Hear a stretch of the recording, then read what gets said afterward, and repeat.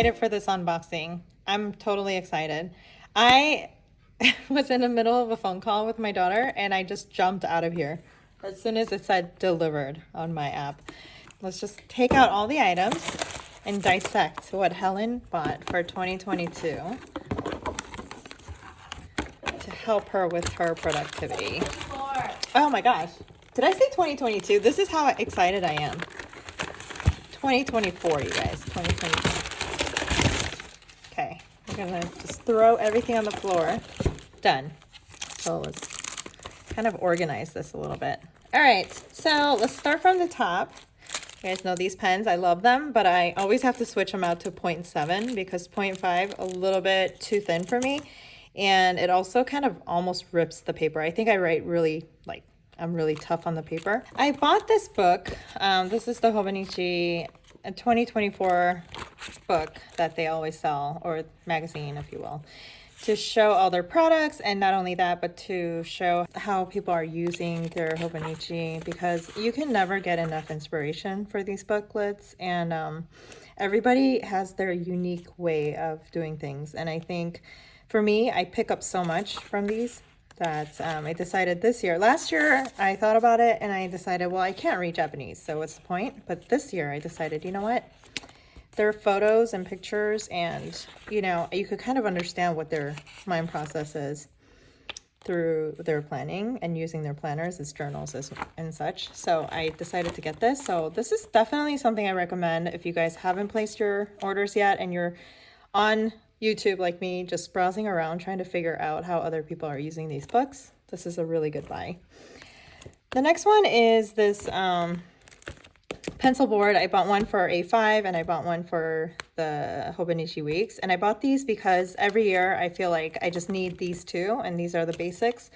I have purchased a Han for the A6 size, and so I decided I'm not going to buy another pencil board because it's just all clutter. So I bought these two for those.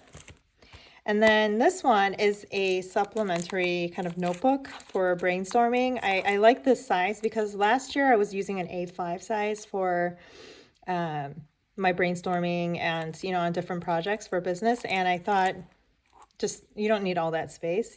I actually ended up using half the space of each page. So I decided I'll go into a smaller size so I have less real estate to worry about. Okay, and then I bought some covers. I bought for this year's weeks, I bought this cover. This is so cute. And then a Han A6 and a Han cover for A5. So that's that. And then this is going to be for my daughter. She asked me for a planner for next year, and I told her this is what I would recommend. Because if I had nothing else, and let's say Hobonichi one year said we can only provide one planner, this would be the one that I would cry over the most if they did not have it available. So I decided to get her this, and I got her a mega so that she could take notes on the back if she needed to, or she likes to draw. So, all her little cute things there. And I think what I'm going to do is I'm going to give her this cover to go with it, because it's so cute, and over the slate gray. Oh my gosh, so cute. So decided to do that.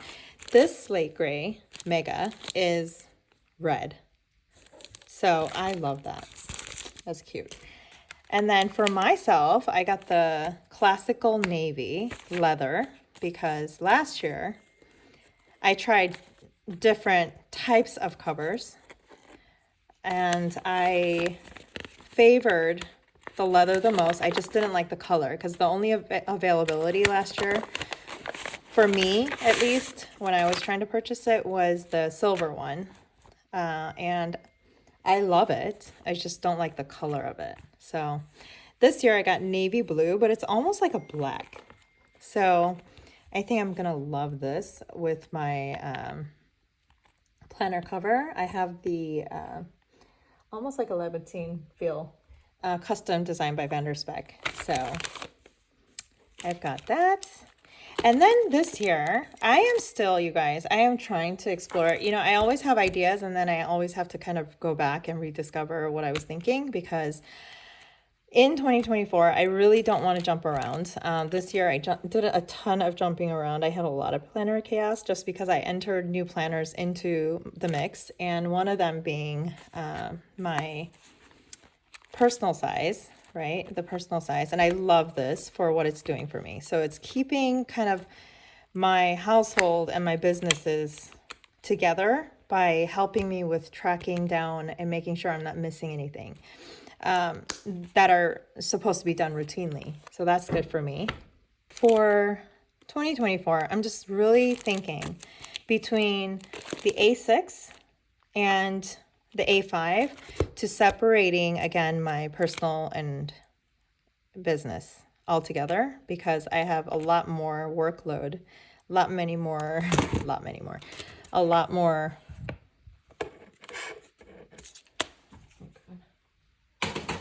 a lot more projects that I need to attend to for the businesses next year. So I decided possibly, or maybe I didn't decide, right? But possibly I want to separate the home and the business. Now, I haven't decided yet whether I'm going to use the A6 for the business or the A5 and vice versa. So this year I was working with my Hobonichi cousin.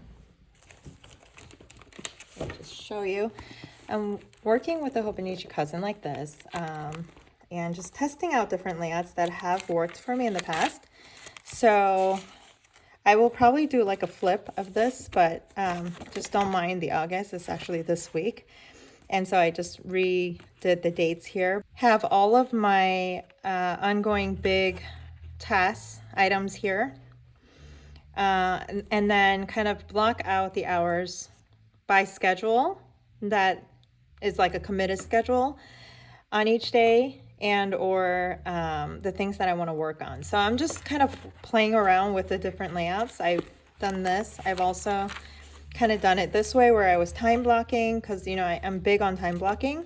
So I am using it like this. Let me just kind of undo this and show you last week and how I was using it last week. So I was using it like this, just playing around with different layouts to kind of departmentalize my life a little bit more.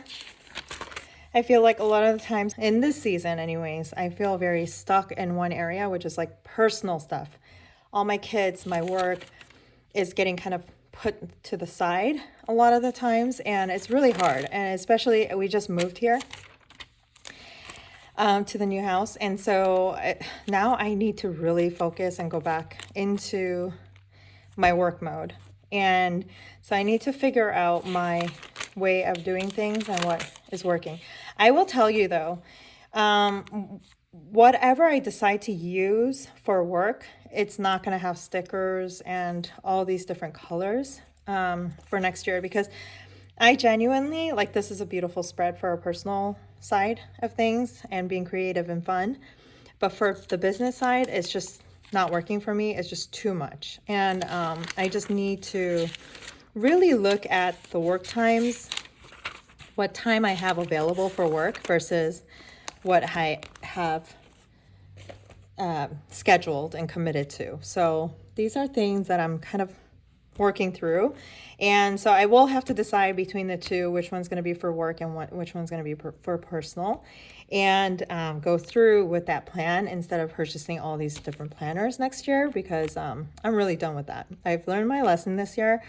It's really fun to explore, you guys, but when you have a lot of things to do and you feel like you're kind of stuck and you have information in this planner, that planner, it just, you have to learn your lesson at one point, right? So if I do use this for work, the A6 on, I think I'm going to definitely need the weeklies just to see my schedule of time. What pockets of time do I have to work on what projects? And so I have that. So it kind of fulfills the whole cousin ordeal where it has the monthly, the weekly, and the dailies, right? In these two booklets. And then in the cousin, obviously it has everything. So that's what I got. And then other than that, I received these two, and these are kind of bonus freebies, I think. But I did purchase these. These are the Deco Rush, and I bought 3 of them. One is for like lunch. I'm gonna kind of use this for like marking off my lunches in my personal planner or journal. And then this one is like for desserts and things. And then this one is like the little, this is, I think it's just like the cover for my daughter. Yeah, it's this cover. It's just all in a little washi, and you could just use one little thing at a time. So that's what I bought that for. So I'm super excited, you guys. My main planners basically are gonna be 3 planners for 2024. Plus, don't forget, we have my personal for everything, keeping me afloat between work and home, making sure I have everything down on paper, and a tracking system is in here. And then we've got the 5-year techo that came back. I am terrible at it, just don't mind me. It goes from 2021 and on, and I have been terrible at it and kind of abused it. Not abused it, but I kind of neglected it, that's the word. But I am back on it. I started to write a little something. I possibly might even expand it to a 10-year, because on this side is empty, and I usually don't write that much on that side. I think I have like 2 pages where I wrote it, like spilled over onto the next page because we did so much, I guess, that day. But I'm planning on doing 2025 and then 6, 7, 8, 9, 10. Thanks for watching, and on the next video, I plan on the next planner video, flipping through between my Hobonichi cousin and the weeks to see, to show you my spreads and what works and what doesn't, and maybe possibly giving you some ideas that you could take away to create your own spreads that will bring more positivity and productivity out of your life. Thanks for watching. I'll see you in the next one. Bye.